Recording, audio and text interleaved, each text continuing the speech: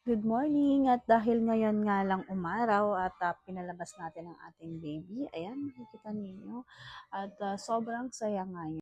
Kasi finally ngayon lang ulit siya makakalabas.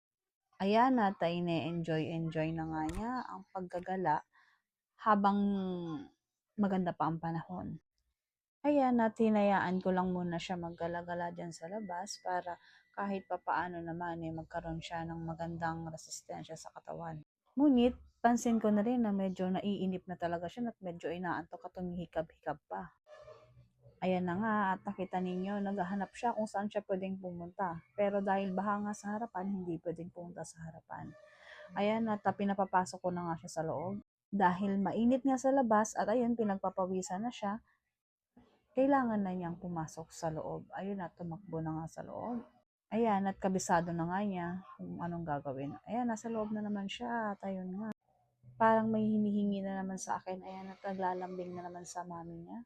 Kinailangan pa niyang tumabi sa akin para lang magsabi ko anong gusto niya. Pero minsan nga hindi natin naiintindihan kung ano ang gusto nilang sabihin.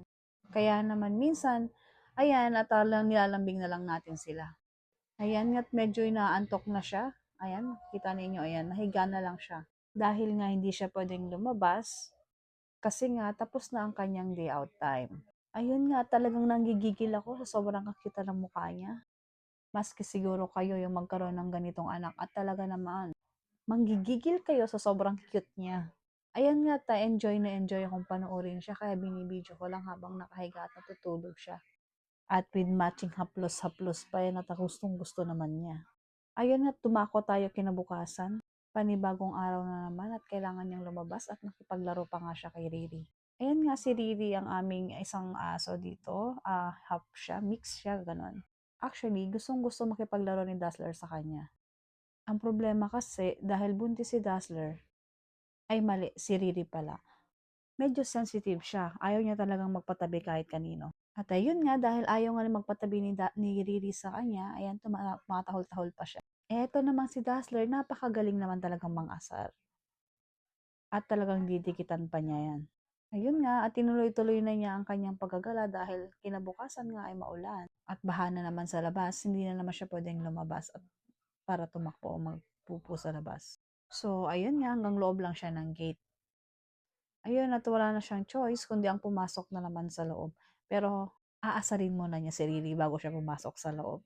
Makikita nga ninyo dyan at si Riri talaga naman ay medyo iritado na dyan. Pero dahil feel nga ni Dazzler mang-asa, dinikitan pa talaga niya. Ayun nga, panibagong araw na naman. Ayan, medyo maaraw na. At nakaabang nga na naman ang ating par baby dun sa pinto. Ayan nga, at kahit walang tao talaga naman, sobrang excited niyang lumabas. Ayan na nga, at nung papalapit na ako sa kanya, nakita mo? Ay nyo pala. Ayan, kung gaano siya ka-excited lumabas. Halos gumagalaw-galaw po yung buntot niyan para lang makalabas. Ayan nga, at talaga naman, pinalabas na namin. Kaso lang may harang na. Ayun nga, at kinahaponan na yan, doon na siya sa aming kwarto. Hindi mo malaman kung ano ang kanyang gusto. Para bang gusto niya lagi na lang nasa labas. Naisip ko, patirahin ko na kaya sa labas, charot. Ayan nga, at tuloy ang kanyang pagmamakaawa na makalabas. Pero dahil nga, ayan, tingnan mo. Ayan, siya lang mismo nagbubukas ng pinto. Dahil talagang sobrang gusto niya lang lumabas ng room. Ganyan siya ka-trigger everyday pag gusto niyang lumabas. Ayan, at hinayaan ko nga muna siyang pasilip-silip dyan ng konti dyan sa may pinto namin. Maya-maya at ayan ay bubuksan ko na rin ang pinto para sa kanya. Pero konti-konti lang para hindi masyadong ma-excite lumabas. Ayan na nga at binuksan na natin ang pinto para makalabas na siya. Pero siya naman itong nag-aalangan lumabas. Ayan at hindi pa nga, inaabangan talaga tumitingin pa nga sa akin kung paalalabasin ko ba o hindi. At yung totally inopen ko na yung door, ayaw na lumabas. Ayun na, sobrang saya na niya nung nandun na siya sa may sala. Ayan, ganyan na naman siya ka-eager lumabas. Tingnan nyo yung gate. Kung kaya lang ng kamay niya, talaga namang binuksan na siguro talaga niya yan. Pero ayun nga, patingin-tingin pa sa akin, magpapaalam kung pwede siyang lumabas. Kaso nga, ayun, tinitignan ko muna ang reaction niya kung paano siya magpapaalam sa akin. Gustong gusto ko kasi talaga guys na yung ganyan siya nakatingin sa akin. Tipong nagmamakaawa siya kung papalalabasin ko ba siya o hindi. Tipong kailangan humalik muna siya sa akin para palabasin ko siya. Ayan nga't may pagtingin-tingin pa siya sa akin na lumalapit na, talaga namang nagmamakawa na. Pero tinignan ko muna kung gaano katagal ang patience niya. Okay, next day. Ayan, at andito na siya sa aming kwarto. Ayan, kagigising niya lang dyan, pero tahol na siya ng tahol sa kuya niya. Dahil yung kuya niya walang ginawa, kundi ang mang-asar. And na makikita nga ninyo, talagang bisit na siya sa kuya niya. Ayun nga, at pumunta na siya sa ilalim. Ayan, humiga na siya dyan. Ayun nga, at nahiga na naman siya. Ayan, at medyo nagtatampo pa nga siya dyan.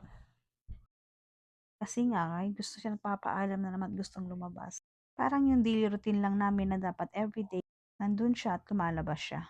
Pero dahil nga nagkasakit siya nung nakaraan, kinakailangan ko pong maghigpit sa kanya para hindi na siya ulit magkasakit. Dahil Diyos ko, mga ka-farm mami, grabe ang gastos ko sa kanya. Pero wala naman akong pagsisisi doon.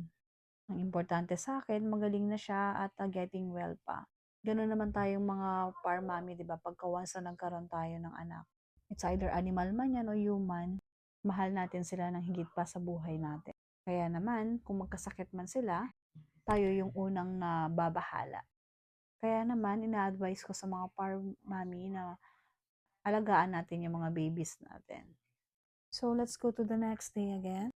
Ayun nga, at kagigising na naman ang aking baby. Actually, nagpapahalik siya dyan, pero hindi ko siya pinansin kasi kagigising ko lang din. Ngayon, nung gusto ko na siyang i-kiss, ay hindi niya ako pinapansin. Ang cute, di ba? Ayan nga, may pagtampo pa talaga naman at nakakailang tawag na ako sa kanya dyan. Para sana i-kiss at ibatiin ng good morning. Pero dahil hindi niya nga pinapansin si mami, ayan, pabayaan muna natin yung mood niya. At finally, nakiss ko nga siya. Pero medyo ayaw pa niya dyan actually. Ayun nga, at panibago na namang labas ang kanyang paalam. Pero dahil ayaw ko siyang payagan, dahil ang panahon nga sa labas ay hindi maganda, at iniingatan ko siyang huwag maulanan, syempre hindi ko siya pinayagan. At ayan nga, para siyang batang nagtatampo, nakatalikod pa. Ayan, hipo-hipo lang sa mami niya. Ayan, continue tampo lang ulit. Okay, proceeding tayo sa next day. Ayan at lambing-lambing with kuya ulit. Yung kuya niyang magaling mang-asar. Tingin ko na-miss niya ang kuya niya kasi medyo hindi sila naglalaro nowadays. Kaya naman talagang tinabihan niya pa ito at ito nga nilalambing na siya ng kanyang kuya. Pero medyo deadma pa rin siya dyan ng konti. Konting patampo lang para lang maawa sa kanya yung kuya niya. Ayan nga, at nilalambing siya ng kuya niya. Pero deadma kills pa rin ang peg niya. Ganito namin mahalin ang aming mga par babies, especially si Dazzler. Dahil si Dazzler, nag-iisa lang naman talaga siya na par baby namin dito. But of course, we have Ascals outside and we also consider them as par babies. So, kung paano namin itreat si Dazzler, ganun din namin tinitreat yung mga Ascals namin sa labas. Yun lang po ang aking kwento sa aming Dazzler. Thank you!